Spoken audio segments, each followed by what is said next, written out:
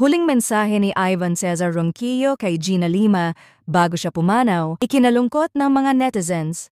Bumuhos ang matinding emosyon sa huling Facebook post ni model Ivan Cesar Ronquillo ilang oras bago siya natagpo ang parehong condo unit kung saan niya rin natagpuan ang yumaong Viva Max actress at model na si Gina Lima. Sa kanyang mensahe, hindi na itago ni Ivan ang labis na pagmamahal at pagdadalamhati sa biglaang pagkawala ni Gina.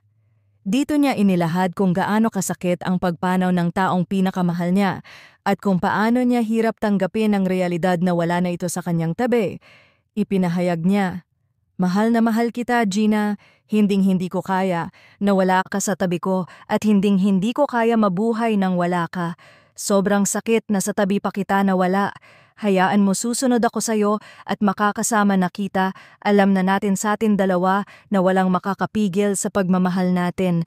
Eto na pala yung huling pahinga natin. Baby, dapat sinabi mo, mahal na mahal kita.